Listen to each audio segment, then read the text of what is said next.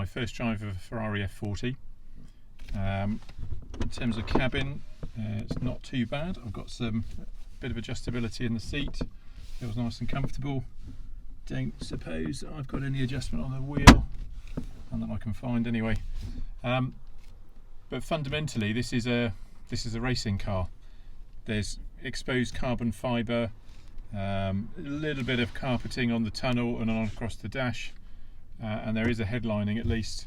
But you know, it doesn't really have a sort of a luxury feel of a luxury car, because it's not what it is. This isn't a Testarossa where you could cross continents in it. This is a race car that's been converted effectively for road use. So I can't find a stereo. There's no stereo. Why would you want one? All these kind of weight-saving things, but probably because you could actually not hear it. So I'm going to fire it up in a second. And I will try and talk to you as I'm driving, but I've got no idea whether or not the microphone will be able to pick it up very well. It is a pretty noisy beast behind me, but we'll just see how we get on. Okay, you ready?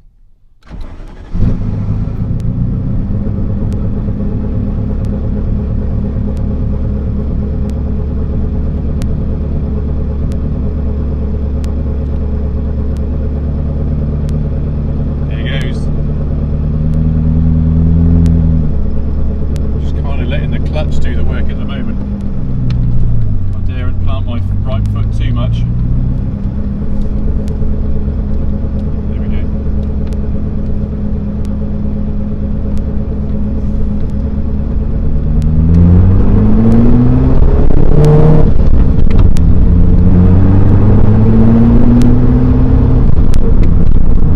So the clutch is really stiff. It'll take a bit of getting used to, but the seats are just gripping. There's no way I'm going to be moving around in the corners in this seat.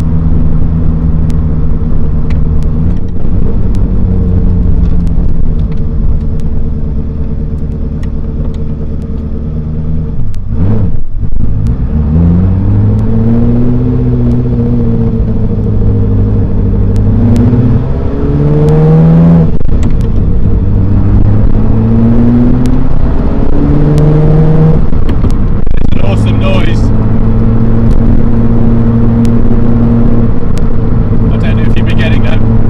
I'm having a bit of trouble with the microphones as it is, but that is just superb. Although I can imagine on a long journey I'll be wanting to be wearing ear defenders. It's slightly deafening.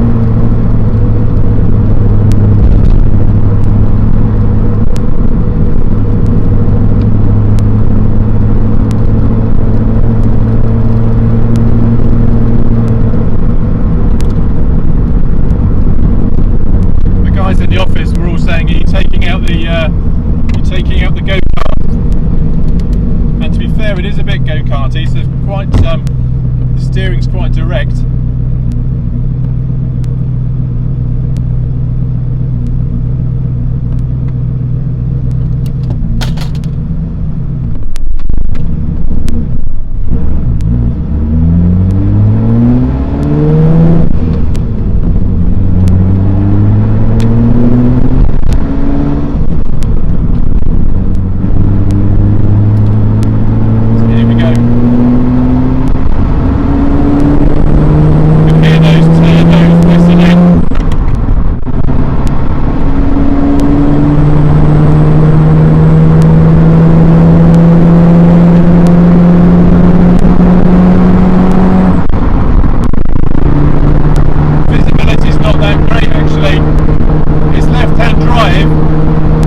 And the mirror over that side is woefully small.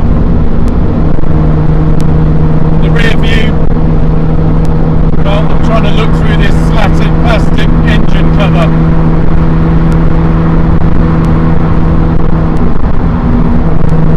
But it is pretty phenomenal. When you put your foot down and you hear that whistle at the back with the twin turbos, just beautiful. Also got to try and do a bit of mental mathematics, because it's all in kilometres per hour. Trying to remember where the levels are. So the Ferrari F40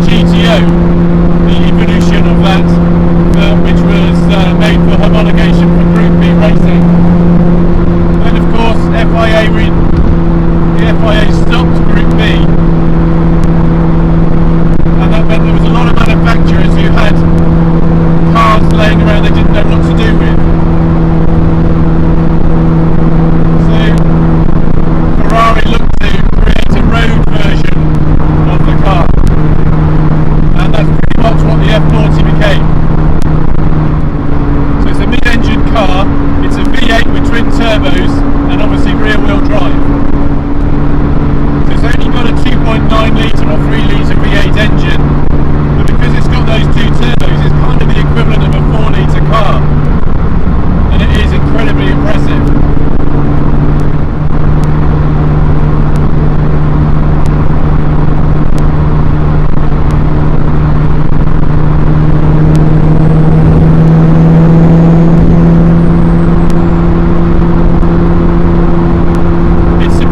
Drivable though. I was expecting to have to get into this and wrestle with an animal, but here on this dual carriageway, it's excellent. I'm not having a problem at all. It just goes where you want it to. It will accelerate enough to overtake without dropping down.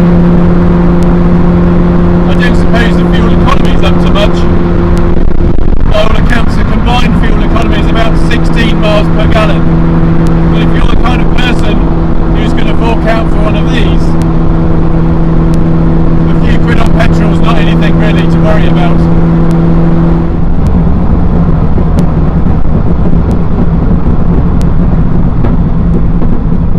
Got some pops and bangs on the overrun, that's quite nice. Let's turn off here actually.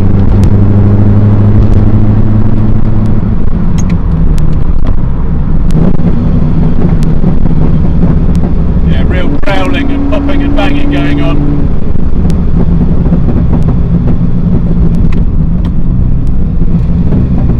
I would imagine it sounds a lot better from outside, but inside it sounds a bit like someone's just banging a few drumsticks on the plastic body.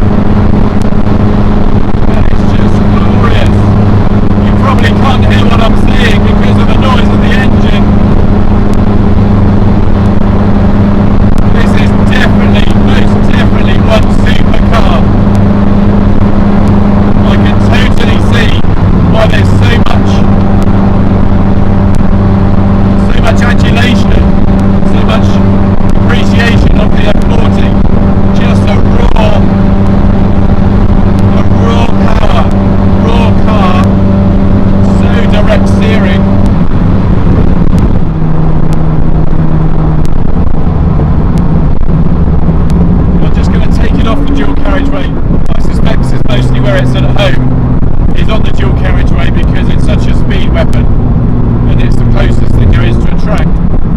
I'm just going to take it off. I'm getting a bit hoarse now for all this shouting. I'm just going to take it off down a little bit of a winding road just to see how we can cope. But I suspect the steering will just be amazing.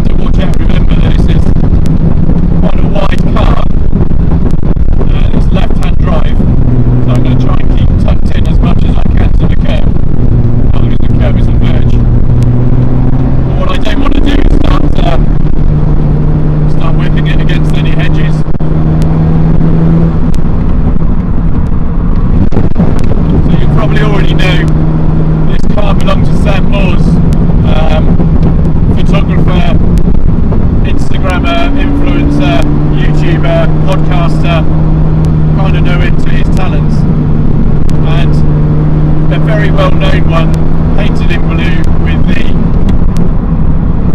registration F40 BLU. It's often been spotted at places like Vista Heritage, but he doesn't cost it. It's not a garage cream by any stretch. He really drives the car, or has really driven the car. Taken out in all sorts of weather as well. It's not a high days and holidays car. This is for getting out and using whatever the conditions.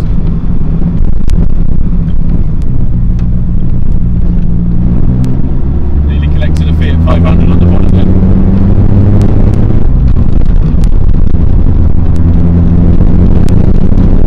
So before he owned it, it was actually bought by Liberty Walk. Now, not everyone's a fan of what Liberty Walk do to cars, and what they did to this one was a kind of an LM conversion, a road going F40 LM. I'll try and get some pictures of it. They painted it white, got an awful spoiler on the back, and they did their usual thing of bolting unnecessary things to the car. It was then discovered by Joe Macari, then brought it back over to the UK, back out to Europe, and had it properly put back to original spec. Original spec obviously being red.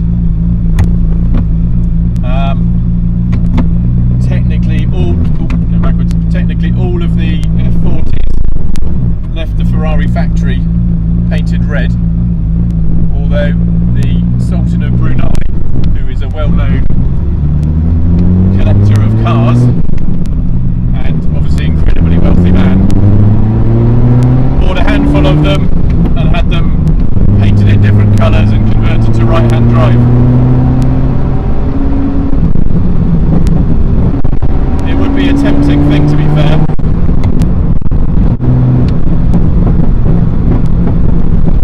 I hope you can hear that popping.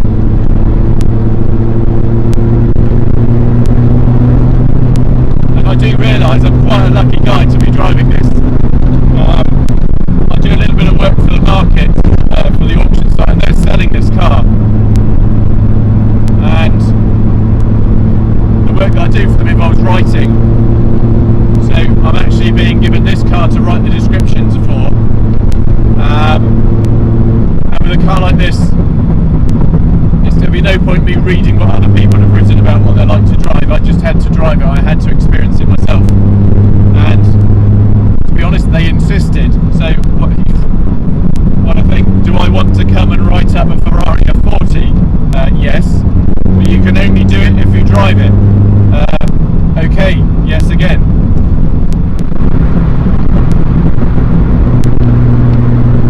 So I think the last person to drive this there's a guy he's been doing a little bit of YouTubing for cars. His name's Tim, but he goes by the name of Shmee. You might have heard of him. He's just borrowed this, I think, last week to make a film of it. May already be out, but I don't have anything like the production capability that he's got.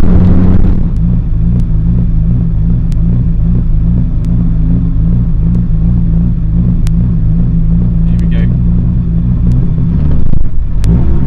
Just have to be careful not to stall it.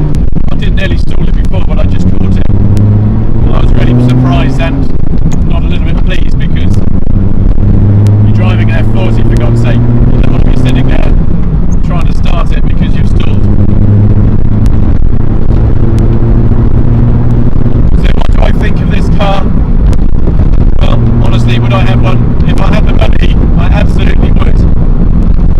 I had thought, my fear was this would be a car that I couldn't drive, a car that was just so wild and so untamed that it would just be unusable. But you know, I don't think I could go very far. I couldn't cross continents in this car, but absolutely I would happily give this a shot out most weekends. It is not a problem, it isn't difficult to drive. The steering is beautiful, beautifully direct. The noise is phenomenal.